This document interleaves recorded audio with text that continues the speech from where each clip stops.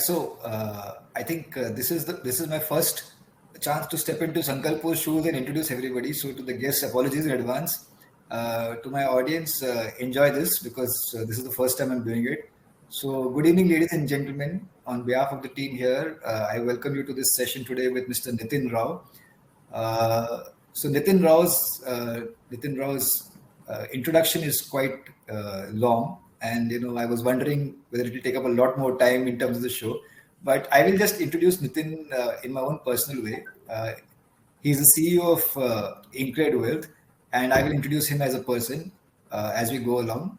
But professionally, the way I know him, he's had a glittering career with marquee organizations, launching differentiated products, launching businesses, building businesses, scaling up businesses, and being part of various industry committees, which have just added to his career. Kashyap is my colleague. He joins us today, and he's the co-host along with me.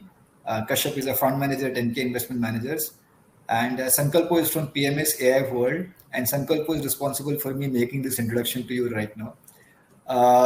Thanks to PMS AIF World and thanks to Finland Academy for this, for this opportunity. So I'll just deep dive in, Nitin, with your permission. Can I just go straight to the personal aspect of it, introducing you? Yeah, no problem. Yeah. For those of you who know Nitin and who've been following his career, I think he needs no introduction. I've been one of the people who's worked with him, as an industry participant. Like I was telling the guests earlier that, we fought in the trenches and we've got a lot of wartime stories. But at a personal level, what I've really liked about Nitin throughout the last 25 years that I know him is I have the utmost regard for him, not just as a professional, but as a thorough gentleman in his personal capacity. I mean, the manifestation of it is right now when I'm just cutting short the introduction and he still has a big smile on his face, as a thorough gentleman. Nitin, your colleagues tell me that your grip on numbers is amazing. In fact, three of them have at least told me that it is intimidating because apparently you have numbers at the fingertips, and even before somebody, one of them said that once he sent you the numbers a little late in the morning for a 9:30 meeting, he sent it to you at 9, thinking that you might not have enough time to look through it. But not only did you look through it, you found errors in the numbers, you also found some flaws also in terms of the process, which is completely awesome and completely intimidating for your colleagues. This is something which I will vouch for, and I think Sankalpo did mention to it, allude to it earlier. Strategy is your forte, and you have a unique ability of not just de-risking. I mean, when you think of a plan B, when there's a strategy, when there's a plan B, you don't just think of de-risking, but also planning alternate options and pulling the plug all at the same time. You have a plan B ready, which makes it very easy, to analyze and balance out what decisions need to be taken. Your career has amplified one very big aspect of yours, which is a very high client focus, and that is also to do with you as a person. You have a very high EQ or empathy quotient, and your colleagues vouch for that. You understand them. In fact, the adjective I've got is we adore him for that. You're very structured. You have a no-nonsense approach to life, and I think one of your biggest qualities is extremely punctual. I've experienced that in the interaction we've just had today. You're always 2 or 3 minutes before schedule. Well, quite contrary to that, Nitin, is your dry, deadpan sense of humor. You have a very dry sense of humor, which at times just sneaks in, and most of the time it catches your colleagues unaware. They don't know whether you're joking or actually you're making a point, which is actually something which is even more amazing. You're usually a very composed person, but like any other Mumbai traffic gets to you. Over the years, I've seen you evolve as a person, and I think one very big catalyst in that is, your affiliation to the Isha Foundation. You're very committed to that, and you believe in meditation and holistic healing. You prefer simple and nutritious food. At a family level, your wife Radhika is a practicing homeopath doctor, and you have 2 children. Elder one, Anirudh, is in the US, and the younger one, Anushka, has just got into grade 12. I believe Anushka is quite creative, and she takes after you from that point of view, because one of the interesting things I came to know is that you are a marketing major from Symbiosis Institute of Management. I thought that I was the only one, but it turns out that there are 2 of us right now. We are 2 marketing majors heading financial services organizations. Apparently, you're a very creative person, and what hooked you onto the capital markets is after you won a stock market gain in one of your college festivals. Just for the audience, while we were talking, we realized that when Nitin was in Symbiosis, I was also probably at one of those festivals. Not that we met then, but that just draws us back. Nitin, there's a very unusual combination you have as part of your student career. You are president of the Students' Council in your college and Gentleman Student of the Year. I really can't think of these two together. Very, very rare combination if one may add. You've played football in college. You prefer the Brazilian style of football to European. And I don't think anybody will be surprised in that. But you're also a very avid cricketing follower. You're a very avid cricket follower. So if I ask you who's going to win the T20 World Cup, I already know the answer. So thank you so much, Nitin. Thank you so much, everybody, for the show today, for being on the show today. So I'll just deep dive straight into the questions. Nitin, my first question to you is, keeping in mind the topic. By the way, quite a few questions have come in from Twitter, they have come in on mail. So there seems to be a fair amount of interest. So please feel free to amplify any point which you have. We will also keep asking you to substantiate with examples wherever we think it is required. So Nitin, the first question is, in the arena of wealth management, is there a difference you find between the right solution and the right product? See, firstly, Vikaas, thanks. I think your introduction does extraordinary justice, much beyond what I deserve. So really thanks for that. Thanks for everyone for hosting us on this. Topic is complicated and hopefully we will throw some light on this. On the question, firstly, I do want to throw a little bit of light into the way I have seen wealth management evolve before I delve into this area. So I still remember when I started wealth in HDFC Bank, we started it with two people and we started it in direct equities because by nature, after doing my marketing, I became an equity research analyst, tracking sectors and stocks. So I was on the prop book of HDFC doing research, and there were events which led to me starting advising clients on direct equities, where the top guys there said, whatever you do, don't touch the bank clients, because if you lose money, they will run away. Right? So that was the origin of wealth management, maybe in domestic banks. Interesting. And then we gradually started with equities. Then there was a period when reforms happened and the mutual fund industry began. I don't think retail investors or even too many people were in mutual funds. So we saw that phase of evolution of mutual funds. Then that became a phase wherein they said everybody wants it now. So we want it to be sold to bank customers because we are doing well. People are liking the thoughts. And that's when the industry started evolving. Then one of the competitors opened up the AIF space some 5-6 years back. We saw evolution there. And so the industry has evolved through different frameworks, through different cycles. Also must kind of highlight that in the first kind of 10 years, the markets were in a 3,000 to 7,000 range on the Sensex.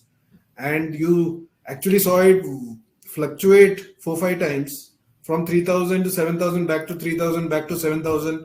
So you really didn't know what was happening.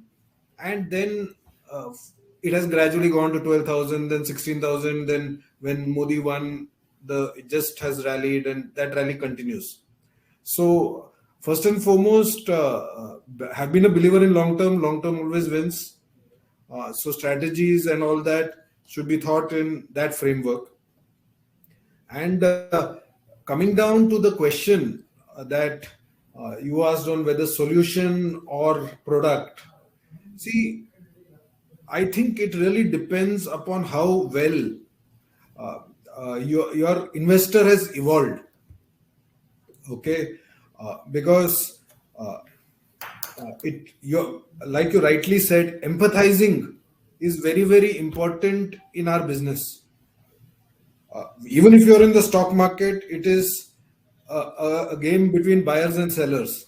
So you have to empathize why somebody is buying, you have to empathize why somebody is selling. Same way, when you are advising an investor, you have to empathize why that investor is buying or selling, or why he wants whatever product you want to offer. So what we have seen is that the scale of evolution of investors is vastly different from investor to investor. So Okay.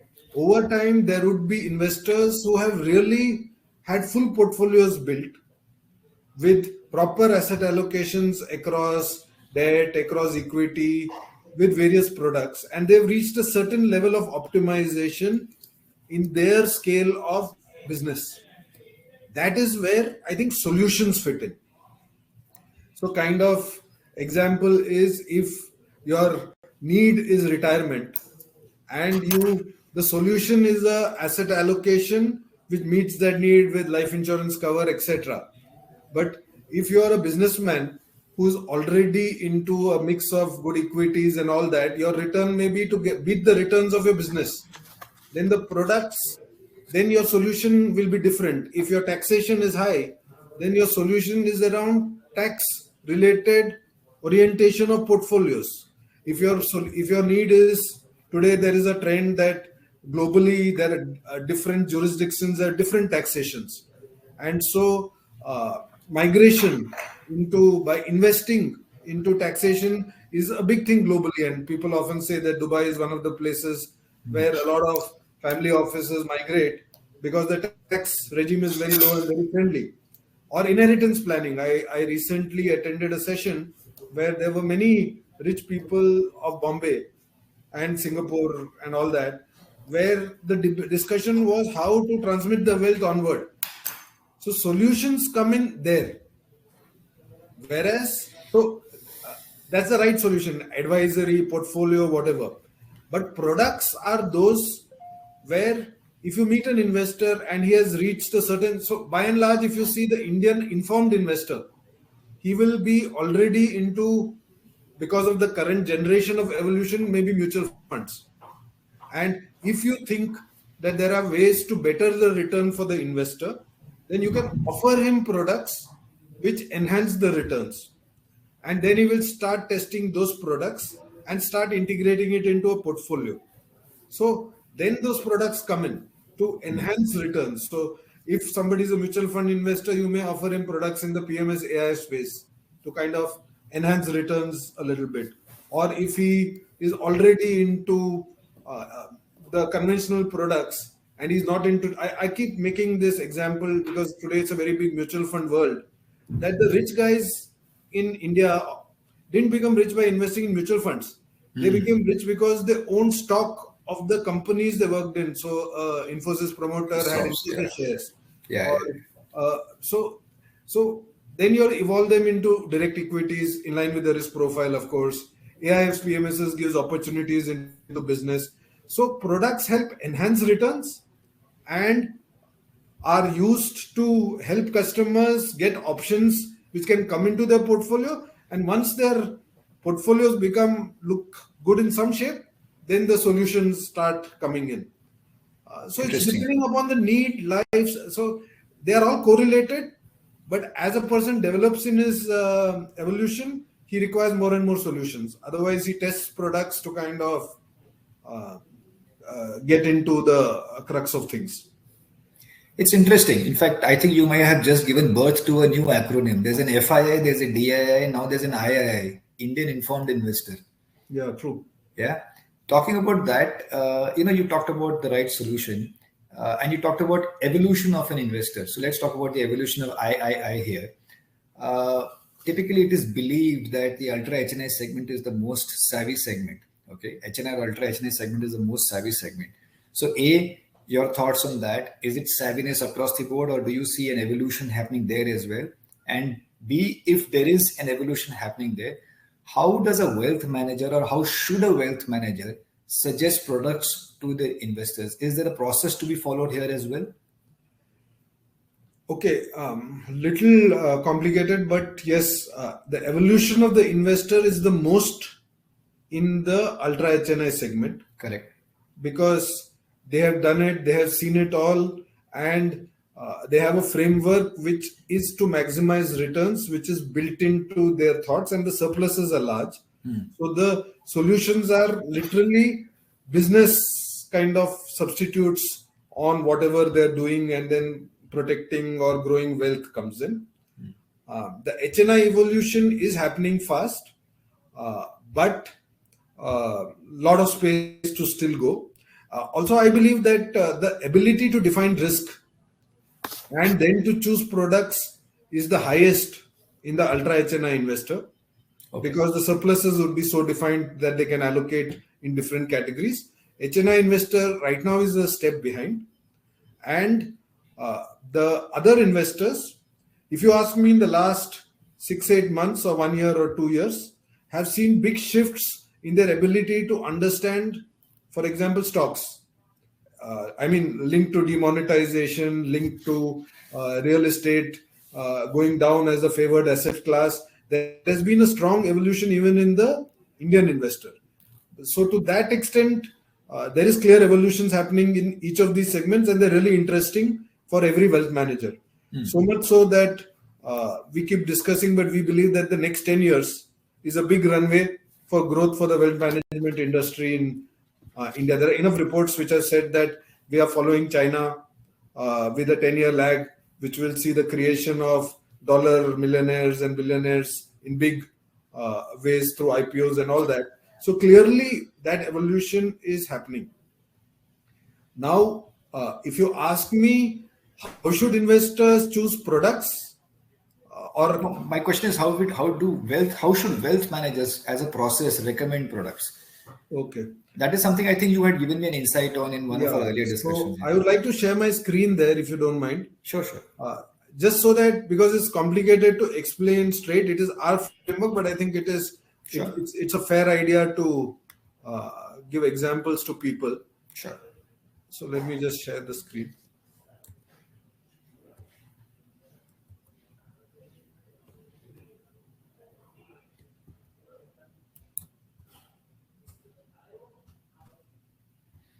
Just excuse me for a minute. No, in the meantime, Sankalpo, I think you have run some polls. Would you like to talk about that?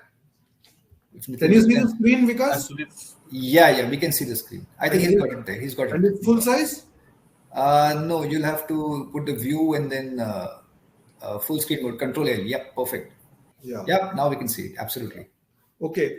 This is quite a good framework that some of my experienced colleagues have developed, and I think it fits the broader need. So it is all known that in the first, typically clients fall in profiles, right? And the first step is always to ensure that the profile of the client is well defined, either through questionnaires or through discussions on all that. Typically, we would believe that there are 4 or 5 client profiles. One is very conservative, risk averse, preserves capital, is uncomfortable with investment losses. Stable means they would like to take marginal risk. Balanced is maintaining a balance between capital growth and security. Growth chooses increased return potential over short-term safety, comfortable with higher volatility. And aggressive means ready to take substantial risk to improve return, may lose significant value. So often this is forgotten. Finally, risk is very critical in all this. Today you've seen examples of many startup founders risking their everything, running their businesses, and then minting returns in the long term, but they took risk in their businesses. And so to that extent, that is an emerging trend which is coming up in India. Now, after you look at this, you get a lot of products. And typically, I think risk has to be defined, where we would like to give product risk scores. Others could choose to have low risk, medium risk, high risk kind of things. So we would call a product like a bank account, liquid funds, overnight funds as low risk, which we give a product score of 1. As you go down the curve and you go to bonds with AAA or equivalent greater than 5 years, debt funds with 10 to 25% in AA, or AIFs which are in the long short range, we would call that a risk score of 4. As you go to mutual funds in the mid cap, small cap, sectoral, thematic space, we would call them 6. Or if you go into bonds with A-, BBB maturity, we would call that as the risk score of 6. And if you go to small cap, venture funds, etc., we would call that as the risk score of 8. So first there is a risk profile: conservative, stable, balanced, growth, aggressive, and then you bracket products into a risk score, and then you decide which is suitable for your client. So if you are conservative, you do not go beyond 4. It means you avoid everything which carries bonds at AA, equity oriented, mid cap, large cap. However, if you're a balanced profile, you can go up to 7, which is mid cap stocks. And if you're growth or aggressive, you can go up to things like private equity and all that. So that is the thought process under which one would look at kind of putting a risk discussion there. And just to kind of highlight how this is done, and I'm using a product which is quite in fashion, forget the name, it is our own InCred MLD, which is a product which protects capital with a A-rated instrument below and gives you upside, giving a return of XIRR of 9.25%, and there are some tax advantages. If you see it, you see a 4 up there. So we would categorize that product as risk categorization of 4, which means customers who are up to that profile, balance profile, etc., can easily put in it. Now, if you see mutual funds, and these are large cap funds, we would call them a risk category of 5. If you see some AIFs, so so broadly, that is what I would like. So every product that we would look to offer would carry a number, a profile, and then you kind of correlate it. Once you reach there, and once you meet your customer and you understand what is suitable for him, then you can offer various products in that gamut. I think if RMs follow this, bracket customers into profiles and then offer products, one level of customer guidance and matching of products is taken care of. Interesting. Very interesting. So you might technically have in the same... Just 1 second before you come in, let me just put it to the audience. All the products shown here for our educational purposes. Please do not take them as advice. Do consult your investment advisor before taking any investing decision. These are all to make a point and for more educational purposes. Thank you, Vikaas. Over to you. Yeah, no problem. So this is interesting. So if there are 3 ultra HNI investors and all 3 of them have different risk profiles, chances are that what we are talking to them in terms of products, they might either differ in recommendation or differ in weightages. Have I summed it up right? Yeah, that is right. So if there is an ultra HNI investor who wants to, because the markets are doing well, and let's imagine that he has sold off stake in his company and he wants to diversify in equivalent businesses, which will give him growth over for his children over the long term. And we did it about 6-8 months back. We marketed a fund which was a consumer tech fund. You do know that a lot of companies today believe that the next generation of Indian investors is around the consumer tech boom, and with tech coming in. So if you market a consumer tech product, that ultra HNI investor got exposure to emerging consumer tech things like, say, Ayurvedic products or pet products or taxi sharing or something like that, and then evolves it over time. And this would be 6-7 year horizons. And tomorrow it could become a business alternative to what they are investing. Of course, it falls in the product category of 8 and hence is high risk. But if it gives returns, it gives returns. And so this product later saw the companies being sold to Marico, and then ITC taking a stake in that business to kind of help to grow the consumer businesses. So I'm just giving an example, like someone rightly, and that product is closed now, so it's not that it's open. So I'm just giving an example of how a good product can fit the need. Sometime back, for again ultra HNI investors, there was an opportunity to invest in an international neobank. It is the new trend of digital banks which are coming up. And this was not in India, this was in UK. So there were customers who had money abroad who thought that this was a good option for them to invest. That is one segment of investors. There is another segment of UHNI investors who may have invested a lot into mutual funds because that's how they've evolved and all such things. Correct. And as you now know that a lot of the talent which was there in the mutual fund industry, the experienced guys, have moved on to AIFs and PMSs because by nature a mutual fund constrains a fund manager. They try to track the benchmark, and whereas a PMS gives more flexibility in terms of more risk, more exposure to a company and sectors, and to that extent more alpha can be created. So one has seen a trend wherein a lot of products have come up in the PMS and the AIF space, and one has seen a trend where a lot of the UHNIs and now HNIs are looking for greater alpha in those products. Similarly in debt, I can't not talk about debt, because in debt the last 2 years I've seen returns fall to literally 4.5% or 5% in the stable AAA kind of products, and risk as a concept has now started getting embraced in India on the debt side, which was not so aggressively being used.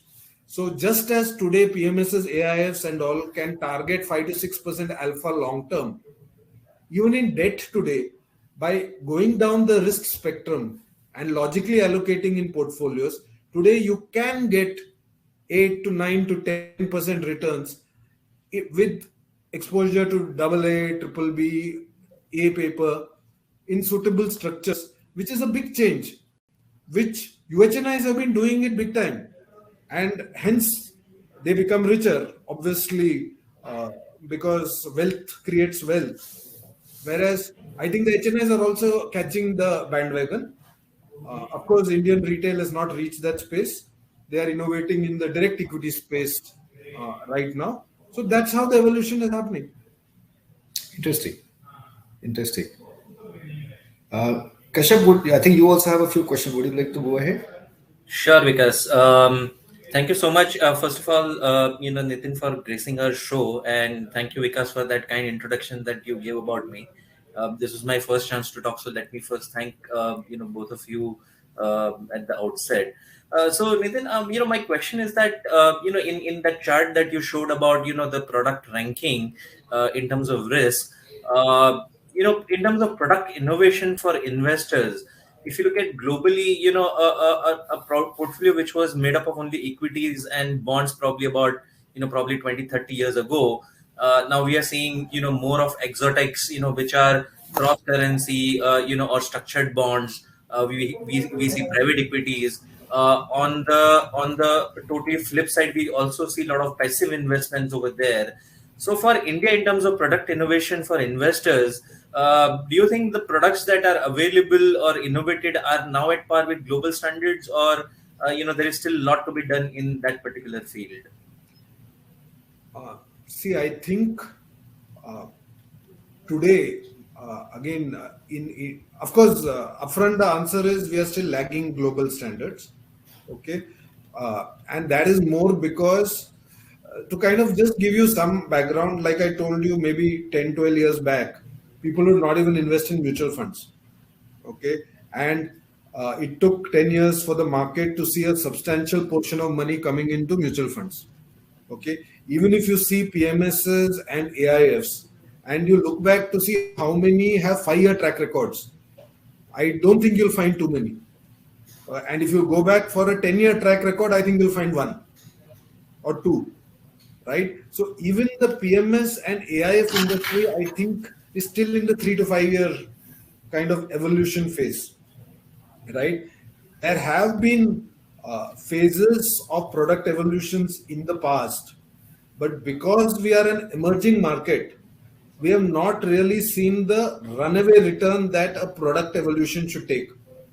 Okay, just to kind of explain, about 7 years back, we had met fund managers coming in from the US, and I had asked them that if you want return from PE funds, etc., vis-a-vis conventional returns, why is PE fund so popular in the US?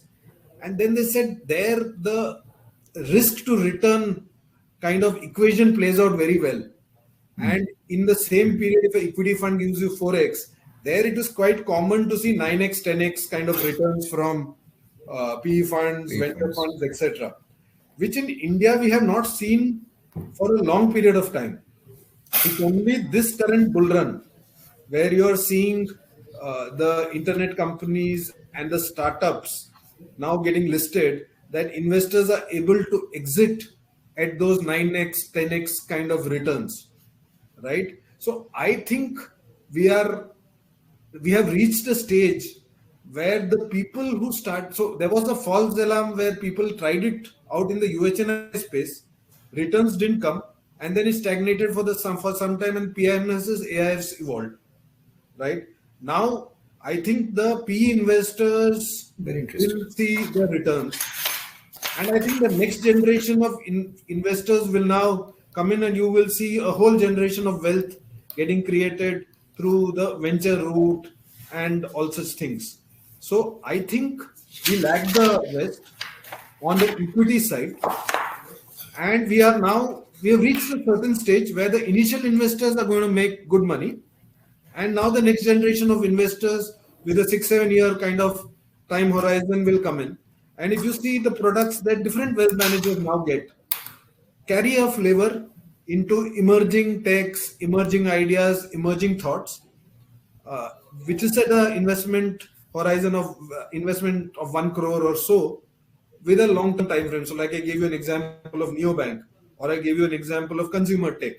You've seen unlisted securities market carry on like wildfire.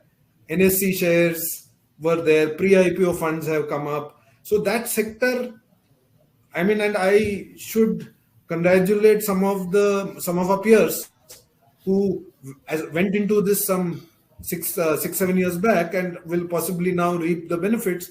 But yes, that sector is evolving and will really create wealth in the future. And HNIs are trying that out, right? So we lag the West. More structures will come in the future, etc.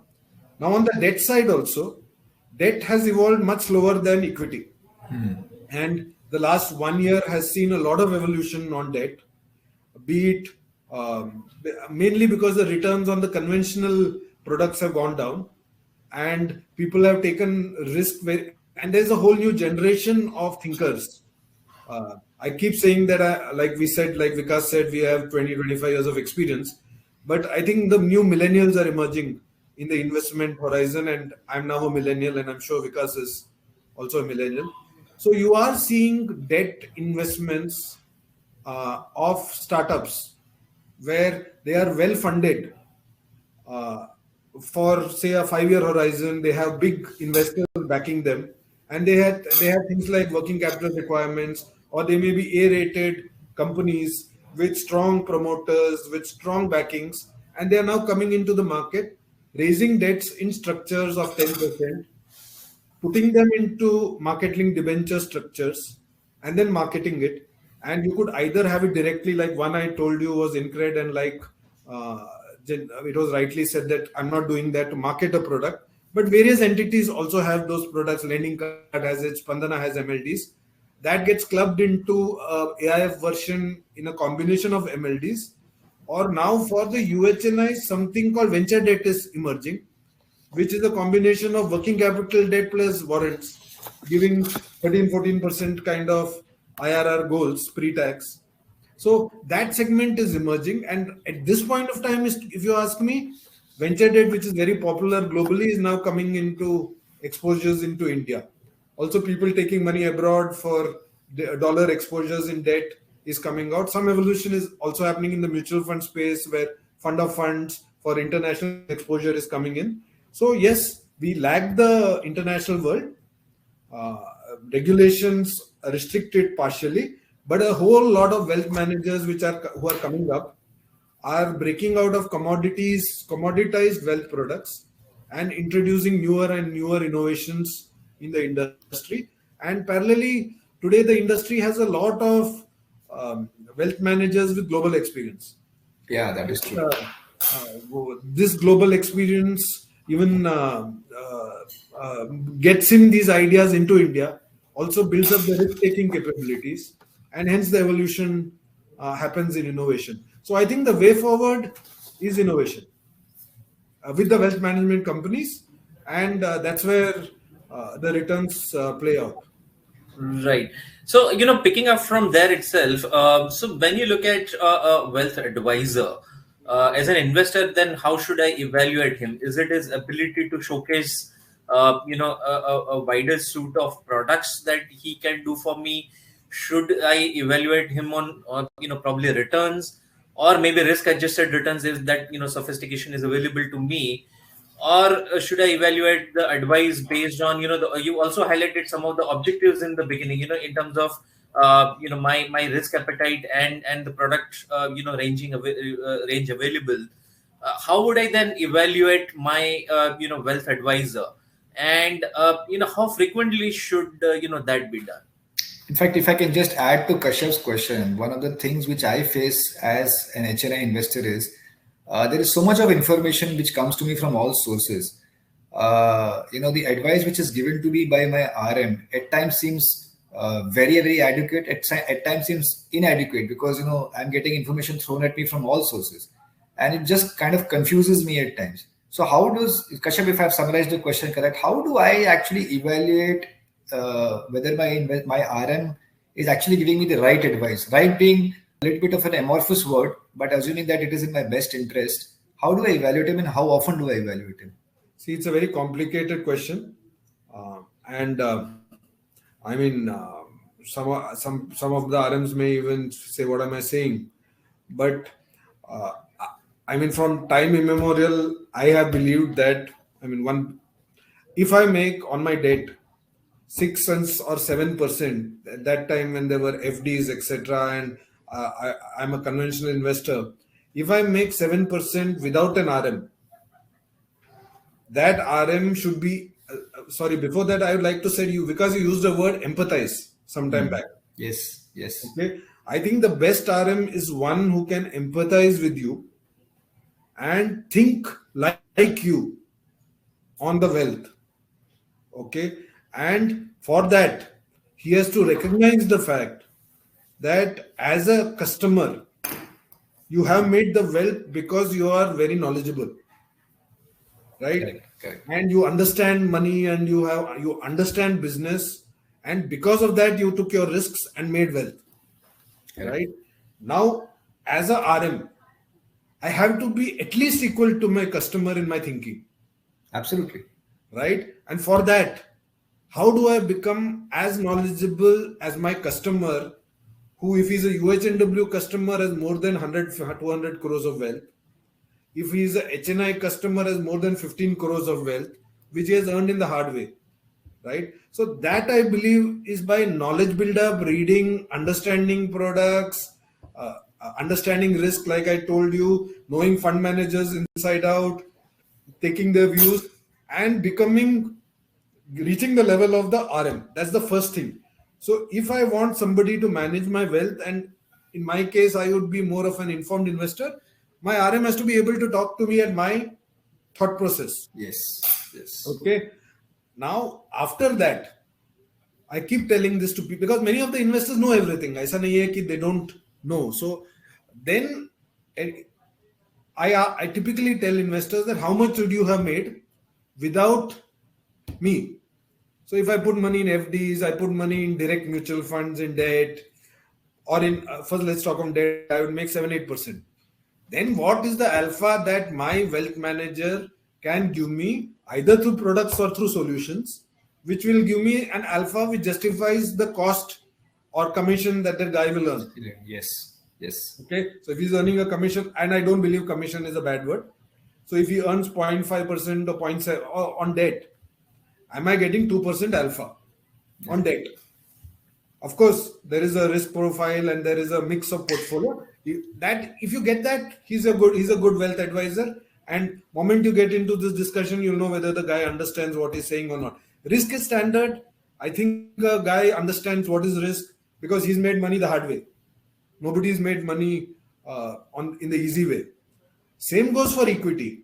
If I was to invest in a passive equity fund, or if I was to invest in typical mutual funds, without a sector distribution, I would have made 12-13% return. You have to ignore the bull run at this point of time.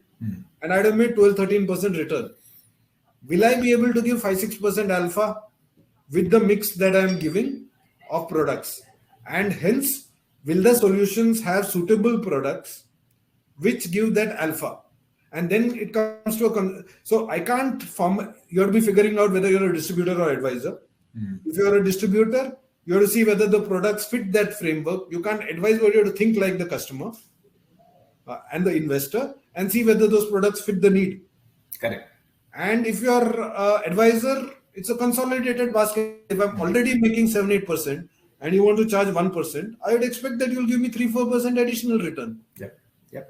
So I think if one gets that framework right, it puts pressure on the RM for sure. Right? But I mean, anybody who chooses to be in the wealth line chooses to build on it through knowledge. And then there are various other things which come in: leverage, borrowing of money to enhance returns. That the scale is innumerable. So it is really whether you can click with the customer, empathize with him, convince him that you have your thoughts, ideas, get the trust, and then obviously it will take time for the customer to build the relationship with you. In fact, Sankalpo, I think you're running some polls. Would you like to talk about those polls, or should I move to the next question? Discuss a couple of polls. Actually, I've asked 3 polls and I've not got a chance to discuss. So after this, there'll be some fresh polls. So, the first question that I asked was at Nifty 18,000, what do investors feel? Okay, 35,000, at 35% feel that they would want to buy more. So that's just how bullish we are. And in terms of... Can you repeat that again? I'm just joking. Please go. So the next question, that the current poll that was running was, what do I seek from my wealth manager? Like we were discussing, knowledge and availability of products, get around 30%. Understanding the needs of an investor gets 70%. Providing executional support gets 0% votes. So, that's the general idea that investors have. There was another poll that I had clicked a photo of the result. I'll just tell you. So the second question was, I am content with the financial products available now. So, the maybe and the no basket together comprise around 53%. Okay. And only 15% say they are. So, we welcome you at PMS AIF World to the world of new products. But, that's how the market is right now. So these are some insights from the audience. I just want to add, I think the replies are very, very sensible. Because if you are a wealth manager, your constant need has to be to maximize return in the respective asset categories for your investor, and you have to constantly keep looking for something new. So to that extent, being content is perfect, not being content. Second, execution being 0 also, I'm very impressed. Because finally, customer is more bothered on whether he's got alpha, whether he's got more return. And for that, even if execution is a little bit of a challenge, it's fine. Because finally, return is more important than execution. That is my... I completely business we would like to build easy execution and smooth transition and all that. But finally, you're in this game for increasing returns for money, right? In fact, Nitin, if I can just put another thing, as an investor, for me, execution is a given. If it is difficult, it is difficult. If it is easy, it is easy. It is not going to be different for me. What has to be different for me is the return I make. So I think perfect. This is a good point. In fact, I wanted to ask you the next question, but you've already answered my next question, in which I was talking to you about the fact that considering all financial services firms are becoming more tech-driven, is it eating into the human interaction part of it? I think you've already answered that in a very... No, I want to... You want to answer some more? Please. Answer it a little differently. See, when you look at tech, there are 2-3 things. One is platform. Okay, whether you have a good mutual fund platform, whether you have a good equities platform. Now, in that space, today we are on the core portfolios of the investors. We have very good platforms, right? So really, there is no problem of technology there, and a lot of evolution can happen on execution. On products like PMS, AIF, international products, there is some space for technological evolution to happen. So I would say individual asset categories, there has been a lot of evolution. Direct has come in, all those have come in. But on overall portfolios, where you can aggregate different portfolios, manufacturers, evaluate it, and all that, there is still a long way to go. Okay. Now, I also believe that in our business, because it's about money and it's about empathy, right? Because you have to empathize, and then I believe that tech beyond a certain point will not help. And I think hybrid models are the need. Because suppose I invest in direct and I invest in mutual, somebody has to tell me that there is a better product now. And how will that somebody tell me unless there's a duplicate of me as a robo who can read my mind with AI and say this is the evolving product in a neobank or a consumer tech or a MLD, which I don't think is so. I think hybrid models will do with platforms of execution, and it's important that we recognize that in the technological evolution. So I think it's a combination of the two, and therefore I wanted to talk on tech. Platforms for execution have to evolve. Very nice. Yeah. But empathy cannot yet, may take another 5 years, I guess. But empathy, how to evolve, is something that I fail to recognize. Very interesting. I mean, if I can understand what you're saying, between execution and empathy, you can have better and better execution because of tech. But right now, empathy has probably not been substituted by tech. You still need a hybrid model. Yeah, empathy, risk, what does the customer want, all those things. But for retail customer, it's the other way around. Yeah, it really helps, because for them, it is about a few asset categories, mainly mutual fund. Maybe it will help. But if they want to maximize returns, they want, like I did highlight, that over 10 years, a PMS or AIF would have may possibly give 6% more alpha year on year, which means 60% more absolute return. So a direct investor or mutual fund should be shown options on PMS, which are interesting and which I doubt a platform can give. In fact, one of the things when we're talking about innovation, and innovation is probably not just in terms of the product. Rather, product does not mean necessarily that it is just innovation or something which you invest in.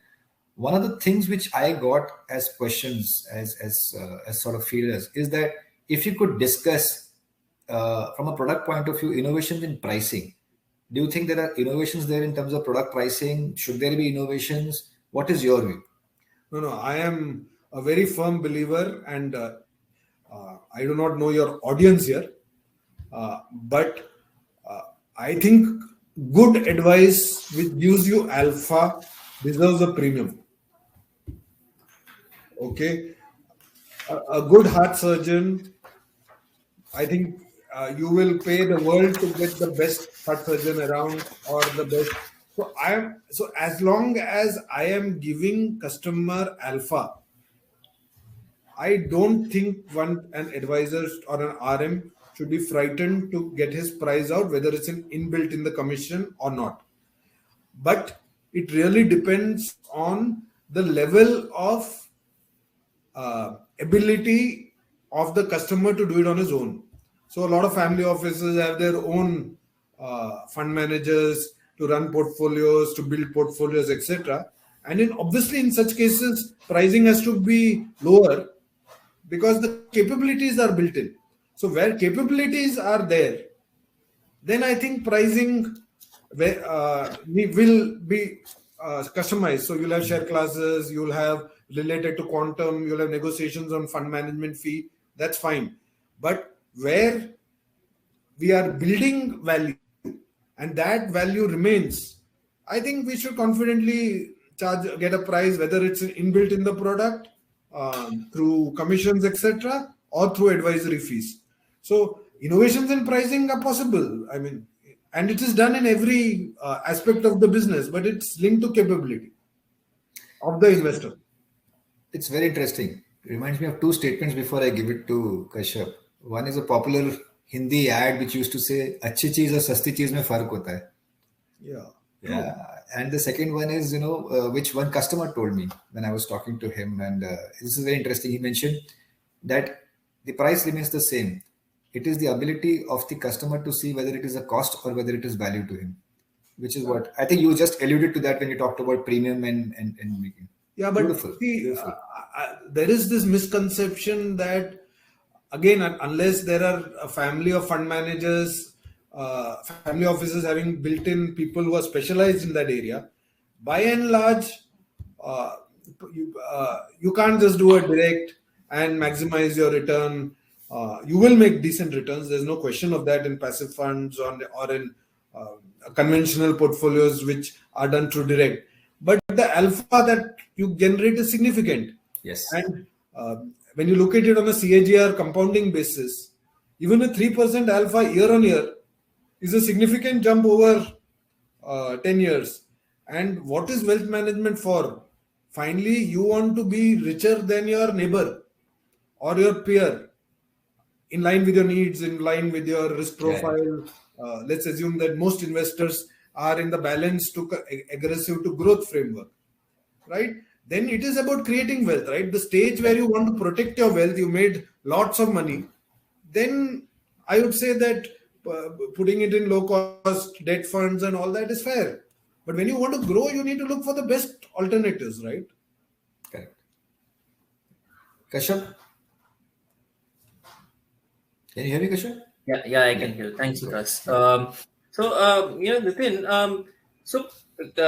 from pricing, coming back again to the products, we have seen PMS and AIF have, worked heavily to customize, certain aspects of the investment products versus, let's say, a mass or commodity product like a mutual fund. But how else can we, sort of work to customize the products for investors? And,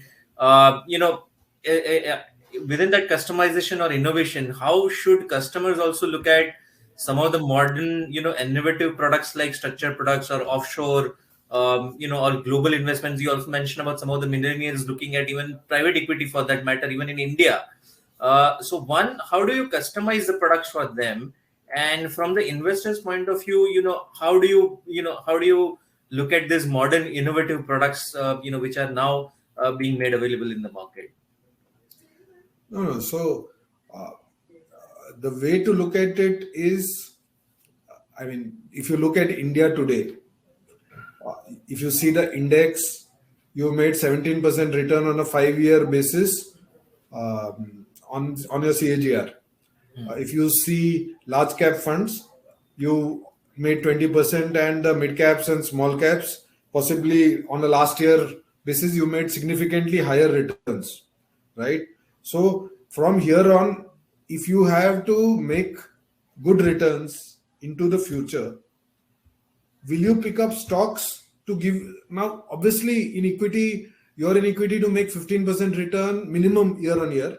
And the way I look at it, the aggressive smart investors in equity related products should target 30 to 35% returns on a CAGR basis year on year. And from here, where the markets in India are in the overvalued zone and all know about it, where I was telling somebody that right now it is a huge evolution phase in the market where water is finding its level. So to that extent, till the SIP money, the Indian saving money comes into equities, the markets will keep adjusting to a certain level, after which from there on, it will look for value in whichever way. Then your customization has to be over a 3-5 year time frame, what products to have, which will give you exposures. And if you broadly, for example, look at themes that are coming out now, electric vehicles or alternate energy or fintechs, which will evolve. And if you think that India has a runway of 10 years, like how the international investors taking exposure to India think, then your customization, since your question was around the equity space, part of your portfolios should have companies which will be your Zomato, which will give you the uptick which a Zomato gave of 135 rupees from a low investment level of $20 or $25 for an investor. or the Nikas of the world. And so then your customizations should be into maybe late stage investing in kind of pre-IPO products. I'm talking again equity, or value picks in PMSs and AIFs which carry these themes going forward. There are various themes that come up: emerging India, whatever, emerging small caps, good themes. If those ideas are taken properly, or like I gave you an example of consumer tech that could play out in the future, or warehousing based equity. Of course, also as the Indian valuations go up, and as more and more Indians are becoming global. Okay, one of the things that we are launching in wealth, we're launching now. Our wealth management proposition is designed for the global Indian, because many of us have family and children who are abroad. Yeah. So I was discussing with my son. I keep trying to train him into Indian stock markets, but he talks to me about Tesla, or he says, "Let's discuss Uber." So if we don't offer him a portfolio, because he's an Indian. If I don't offer him Uber in his portfolio, I mean, what to do? So therefore, these fund of funds which take exposure into international stocks, or through the LRS route, you invest into international funds with various themes, are things which will definitely come up, and that will be the next stage of evolution. And also, I think it then today you can evolve. So our recommendation said China, US is where we are positive. So you should do some exposure there. So to that extent, that phase will evolve. On the equity side, also there are structured products we had discussed some time back, where you can build structures around equities. We have not yet gone too much into single stock structures. We are still at the broad level on structures on the Nifty. So those things will also evolve as a thought process. So evolution is over the ideas which will want to give you 30-35% IRR across the emerging sectors over the longer term, and how you get that exposure. This is on the equity side. Since your question was not related to debt, I'll stick to just equities. In fact, Kashyap, if I can just interject here, you may not have realized, but we've already crossed an hour. The discussion has been so interesting. So if it's okay with you, Kashyap and Nitin, should I move to some audience questions? Because incidentally, some of the audience questions which are coming in are quite a few of the questions which I have on my plate as well. No problem. Yeah. This is a very dramatically framed question, but the answer probably could be very simple. Do you think exotic products are weapons of mass destruction, and one should stick to conventional asset classes? This is a question from Nimish. No, finally, let's look at it differently. If you are setting up a business, are you not taking risk to set up the business and then make returns on the business and become rich? Did Infosys not do that, and did the promoters not make money? Did various other promoters in India not become rich that way, or globally? So taking risk and becoming rich is one of the ways of life. Now, depends on which stage you are in. That's very important. Profile is important. All that is important. But a certain portion of your portfolio has to have an exposure to alternate businesses. I don't look at exotic investing in stocks. Let's restrict to stocks. As exposure to stocks, I look at it as exposure to businesses. If I am a HNI or UHNI, or I invest in a small cap fund, which I was reading, the logic is I'm exposing myself to businesses which will hopefully become large cap long term. Right? Correct. And for that, and there is a basic fundamental rule of finance that small caps will give you the most return. Ventures and may not be yet in India because it's a volatile emerging market. But if it plays out the way but in US it is, why is there such a large difference between the richest investors and the next rung globally? Because they have taken risk, and one is not saying take risk for 100% of the portfolio. Let's be clear. One is saying that for 10, 15, whatever you are comfortable with. So if I want to invest for my son, I will give him risk portfolio. It could go kaput, or it could give him 5x returns in 2 years. So it is all dependent. So I don't look at, you should empathize with the investor, figure out what is good. See, what we have seen in the last 1 year is an aberration driven by liquidity and driven by water finding its own level with new savings coming into equity markets. It can go on for 1 more year because God knows how long, because at some time if the equity investor believes that real estate is where money is going to be made, all of them will start putting into real estate and the markets will collapse. Correct. So figuring out where the right level is important. Correct. But identifying the right sectors and taking risk is fine. Why is a Tata investing into big basket, or why is Tata Power investing into renewable energy in such a big way? Because those are, or green hydrogen. I mean, that's because that's where the businessmen think they will make money. If big businessmen think they'll make money, why should small businessmen who have wealth not think that they should not participate in that same opportunity? No, I think it's a very good point. Basically, you are underscoring the importance of a growth mindset. And in a country like ours, it's very important. In fact, Nimish, I'd also like to mention to you, if you would have noticed the grid which Nitin had shown in terms of product suitability and all of that.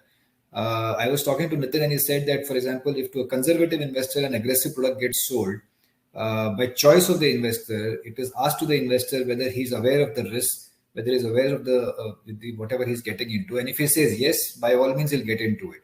So I think investors are also evolving, and maybe it's the undercurrent of a bullish market, but one should stop thinking about product innovations as weapons of mass destruction, and they could be actually looked at as as alternatives to create significant amount of wealth to capitalize on what's happening in the country. So because I also want to add to this. Yeah. Finally, there can be a lot of investors who have minted money in this run and their asset allocations have gone overweight equity. That part, I mean, and if you feel that isse zyada kyun chahiye, a lot of investors say that we made so much money or whatever, we don't have that greed anymore. Or you want to be cautious. Then of course you have to reduce your equity exposure, and you can choose to be in AAA products which will give you 4.5% return. It will be a negative real rate of return, or you can have some exposures to fintechs which are well funded. So there are a whole host of options. No one is saying that go into exotic products or go into, all one is saying is, like how Vikaas rightly said, profile, conservative, fitment of the product scale, and then a portfolio which balances all that. So do not go into it. The way I look at it, I want to be a businessman, though I can't build my own Nykaa. Not now. Maybe I want to build a renewable energy company, though I can't. I don't have the wherewithal to build it. So if there's a company which gives that opportunity in AIF or a PMS, or a small cap company which Vikaas picks up in his PMS, why should one not try that? But that will be for maybe 10% of the portfolio, 15% of the portfolio. The balanced portfolio will be a conservative portfolio. In fact, again, you have preempted a question. There was one question which Renuka has asked in terms of how do you manage customer emotion during volatility. I think unless you want to amplify some part of what you said, I think you pretty much answered that. Yeah, it's very, very difficult question. But but lot of investors in the UHNI space, I must say, are very cautious. Okay. They are very disciplined, and what I've been telling is actually what I've seen UHNIs do in these markets.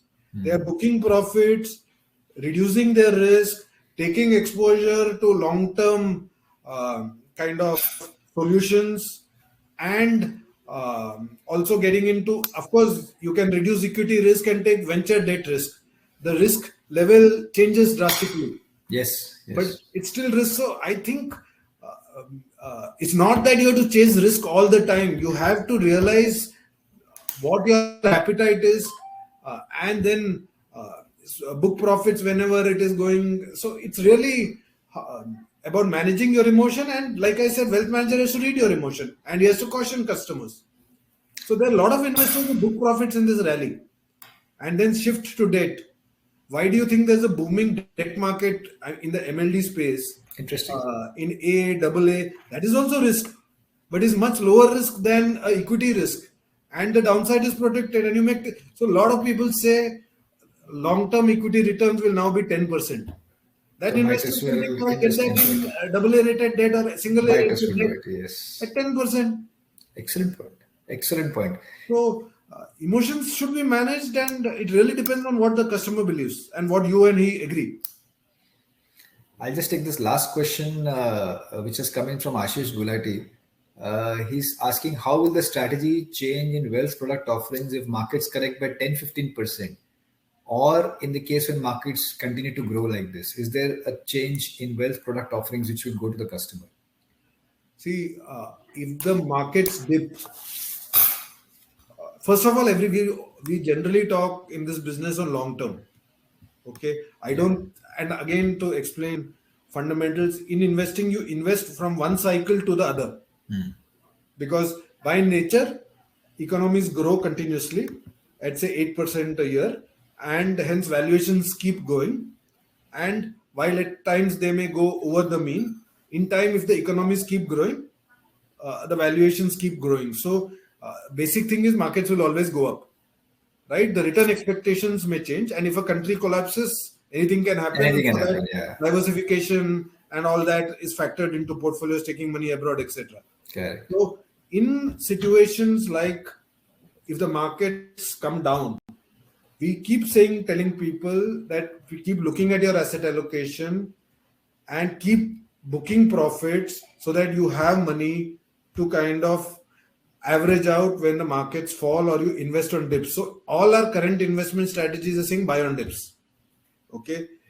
But if you are a guy who is not yet there in terms of growth and aggression, then there is no harm in participating in the markets, because you may want to believe that if the new normal is much higher, you want to participate. Like Mr. Junwala was bullish on the market for a very, very long period of time. So if you see strategies, a UHNW investor is built an airline company and all those things. So he believes there are certain sectors which will grow long term. So if the markets come down, of course, money, and again, equity investors are those who are committed for a long period of time. Yeah. So you can't get frightened of a fall in market. Market falling by 20% is fine, because in the rebound it will go up. So if you see the markets after the crisis in small cap crash more than 60-70%, 50-60%, it's all gone beyond that. So there's no problem. And so to that extent, even if it crashes as you buy up, you should have the confidence to wait, and finally the long-term game of equities plays out. A word of caution: you should know when enough is enough for you. True. Okay, that is very important, because you can never predict, in my view, when to exit the market. But like, this is my own personal life. I decided that at 50 years, my retirement money for me and my kids should be taken out of the markets. Right? Then it doesn't really matter what happens to the market, whether it goes up. That much money you take out. Similarly, if asset allocation is your style, then follow that style. So when enough is enough, or when you have a need, create that need and take that much money out of the market. That's also very important. Exit is also important. Entry is not just and have 5-10 year horizons. If the horizons are smaller, then you need to go more to debt and such products. We've got some comments coming in from Rahul Chadda and a couple of other people. In fact, Girish just asked a question. Girish, I'm just going to read your question. We may not be able to answer your question due to paucity of time. His question is there a simple offering, either as PMS or AIF, where customer can take exposure to equities, debt, and gold, so that we rotate asset allocation? I think maybe this is a question which you can write in directly to Nitin. But my sense is, if you're looking at a multi-asset allocation sort of a strategy, it is best done on a mutual fund platform, and there are quite a few there. The more sophisticated an asset class, the more concentrated it gets in terms of that asset class. But thank you so much for your questions, ladies and gentlemen. I think you've always been a very loyal audience. You've always logged in, and we hope that you enjoyed the discussion. I personally made a lot of notes while I was writing here, and I think the undercurrent throughout, I heard this word at least 8 or 10 times coming in from Nitin, and it couldn't be emphasized more, is the word empathy. Okay, so Shivendra, you're talking about ESG rated funds. I think, Nitin, now the questions are coming in thick and fast, but probably it's time. And if it's okay with you, Nitin, I think we'll give I'm Ashish happy. Gulati. I don't have a problem. See, also, I think everybody today understands the market. And as long as they empathize, we can always answer these questions. Really, it's really not a problem. Sure. So I think, thank you, Satyam, for your comment. He's saying it's very informative. Thank you for the amazing talk. And if it's okay with you, I think Ashish Gulati, who asked that question about asset allocation in up and down market, should we just give him the question for the price for the best question? Problem. Yeah. You're the boss. you were, Nitin, as always, you're a very, this is a very humble, nice gesture of yours. I personally made a lot of notes. I'm telling you that. And I'm going to shamelessly use that in some of the pitches which I'm going to make. I'm not going to give you credit. I'm going to use them. There's some amazing insights which you've given. Thank you so much, Nitin. Sankalpo, over to you. So thank you, ladies and gentlemen, for being so patient on a Friday evening. And I hope you enjoy the India-Pakistan match over the weekend. With that note, thank you, Nitin. Thank you for being with us and patiently answering so many questions. Unfortunately, a lot of audience questions remain unanswered. I'm leaving my email ID on the chat. You can put them across to us, and then we can get them answered for you. But thank you to the audience. Thank you, Vikaas. Thank you, Kashyap. It was great having you here. Thank you. Again soon. Nitin, thank you from the team at PMS AIF World and Emkay. We extend our heartiest greetings to you. All the best for the festive season ahead. To the audience, hope to see you real soon. Thank you. Thank you very much. Thank you. Thank you. Bye. Bye.